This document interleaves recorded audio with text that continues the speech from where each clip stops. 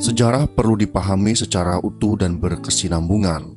Pemahaman sejarah yang hanya dengan membaca potongan-potongan fragmen, sementara sebagian fragmen telah dipenggal dan ditutup-tutupi, akan melahirkan pemahaman menyimpang. Tidak hanya itu, bahkan bisa memutarbalikkan fakta dalam peristiwa. Hal itu terjadi di tengah bangsa ini dalam memahami sejarah pemberontakan PKI. Jangan bilang PKI tidak bersalah. Peristiwa Madiun 1948 itu ulah biadab PKI, dan betapa pahitnya omongan Aidit yang bilang ulama itu tanpa kerjaan, kitabnya yang banyak, yang bisa buat bendung kali Ciliwung tidak berguna, Indonesia tidak butuh ulama.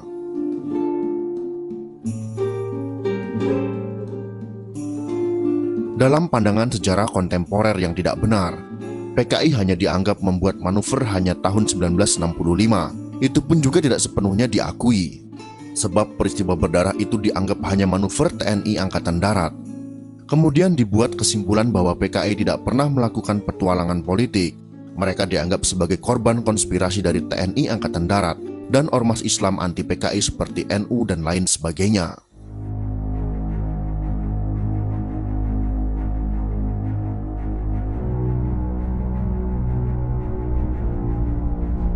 Pemberontakan PKI pertama kali dilakukan pada tahun 1926, kemudian dilanjutkan dengan pemberontakan Madiun 1948, dan dilanjutkan kembali pada tahun 1965, adalah suatu kesatuan sejarah yang saling terkait. Para pelakunya saling berhubungan.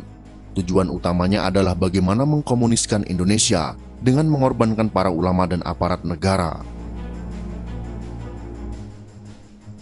Pemberontakan Madiun 1948 yang dilakukan PKI beserta Pesindo dan organ kiri lainnya menelan ribuan korban baik dari kalangan santri, para ulama, pemimpin tarekat yang dibantai secara keji. Selain itu, berbagai aset mereka seperti masjid, pesantren dan madrasah dibakar. Demikian juga kalangan aparat negara baik para birokrat, aparat keamanan, polisi dan TNI banyak yang mereka bantai saat mereka menguasai Madiun dan sekitarnya yang meliputi kawasan strategis Jawa Timur dan Jawa Tengah. Anehnya, PKI menuduh pembantaian yang mereka lakukan itu hanya sebagai manuver Hatta, padahal jelas-jelas Bung Karno sendiri yang berkuasa saat itu bersama Hatta mengatakan pada rakyat bahwa pemberontakan PKI di Madiun yang dipimpin Musa dan Amir Syarifuddin itu sebuah kudeta untuk menikam Republik dari belakang. Karena itu harus dihancurkan. Korban yang begitu besar itu ditutupi oleh PKI. Karena itu tidak lama kemudian, Aidit menerbitkan buku putih yang memutarbalikkan fakta pembantaian Madiun itu. Para penulis sejarah termakan oleh manipulasi Aidit itu, tetapi rakyat, para ulama dan santri sebagai korban tetap mencatat dalam sejarahnya sendiri. Karena peristiwa itu dilupakan, maka PKI melakukan agitasi dan propaganda intensif sejak dimulainya kampanye pemilu 1955. Sehingga suasana politik tidak hanya panas, tapi penuh dengan ketegangan dan konflik. Berbagai aksi teror dilakukan PKI. Para kiai dianggap sebagai salah satu dari setan desa yang harus dibabat. Kehidupan kiai dan kaum santri sangat terteror, sehingga mereka selalu berjaga dari serangan PKI.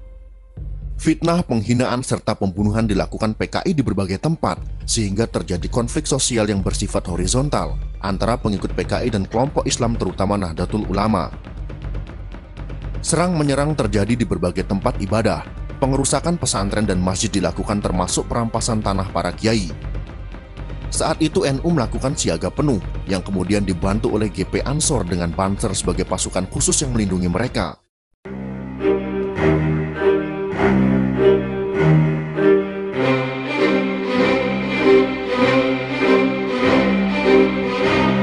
Lagi-lagi kekejaman yang dilakukan PKI terhadap santri, kiai dan kalangan TNI itu dianggap hanya manuver TNI Angkatan Darat.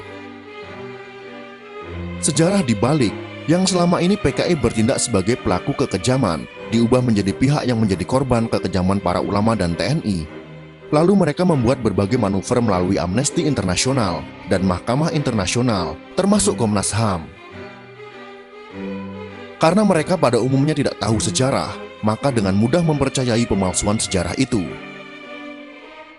Akhirnya kalangan TNI, pemerintah dan NU yang membela diri dan membela negara serta membela ideologi negara itu dipaksa minta maaf karena dianggap melakukan kekejaman kepada PKI.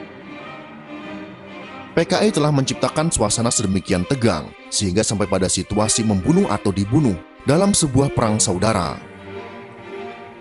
Oleh karena itu, kalau diperlukan perdamaian, maka keduanya bisa saling memberi maaf, bukan permintaan maaf sepihak sebagaimana yang mereka tuntut. Karena justru kesalahan ada pada mereka dengan melakukan agitasi serta teror bahkan pembantaian. Pemahaman sejarah yang menyimpang ini harus diluruskan karena telah menyebar luas. Bahkan tidak sedikit kader Nahdlatul Ulama yang berpandangan demikian. Karena itu harus diluruskan, karena ini menyangkut peran politik NU ke depan. Demi membangun Indonesia ke depan yang utuh dan tanpa diskriminasi, NU bersedia memaafkan PKI sejauh mereka minta maaf. NU boleh memaafkan PKI, tetapi sama sekali tidak boleh melupakan semua petualangan PKI agar tidak terjerumus dalam lubang sejarah untuk ketiga kali. Dengan demikian bisa bersikap proporsional, bersahabat, bekerja sama dengan semua pihak, namun tetap menjaga keberadaan agama, keutuhan wilayah, komitmen ideologi serta keamanan negara.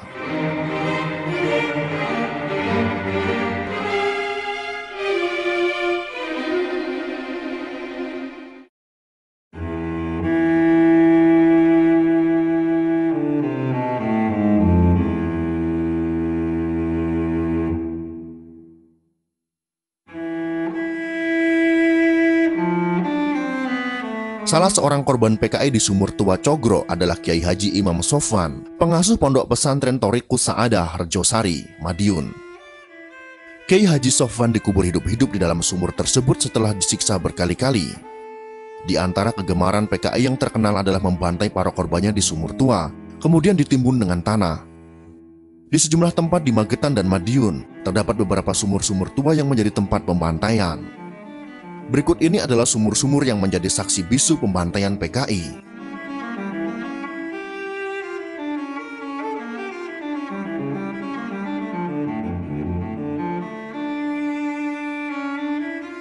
Soco adalah sebuah desa kecil yang terletak hanya beberapa ratus meter di sebelah selatan lapangan udara Iswahyudi.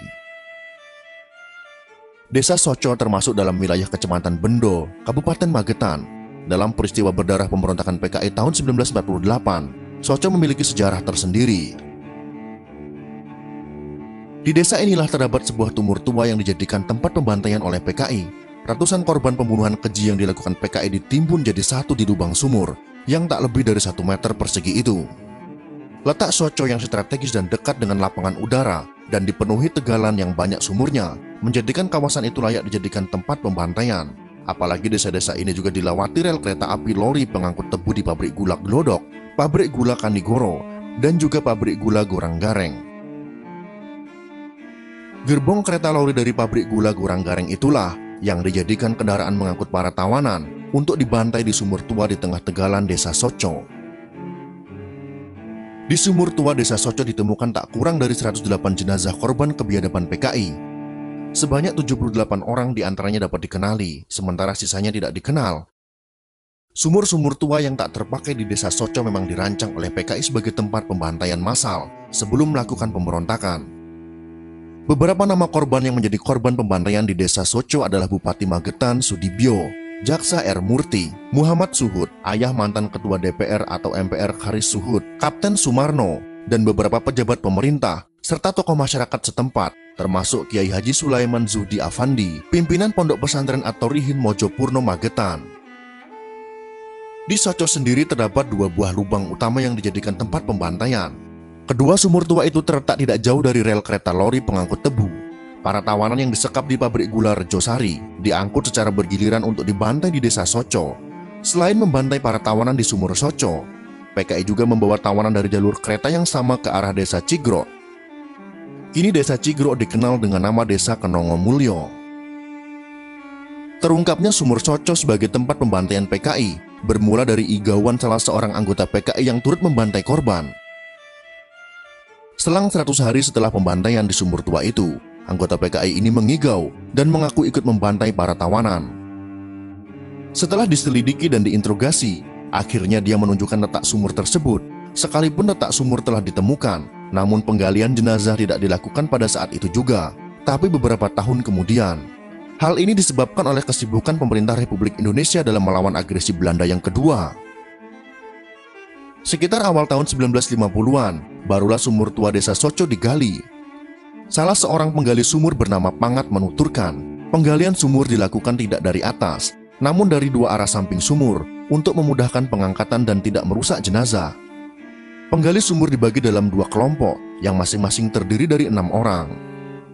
Menurut Pangat, mayat-mayat yang dia gali pada waktu itu sudah dalam keadaan hancur. Daging dan kulit jenazah hanya menempel sedikit di antara tulang belulang di kedalaman sumur sekitar 12 meter.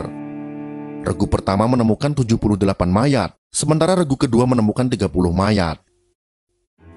Semua jenazah dihitung berdasarkan tengkorak kepala, karena tubuh para korban telah bercampur aduk sedemikian rupa.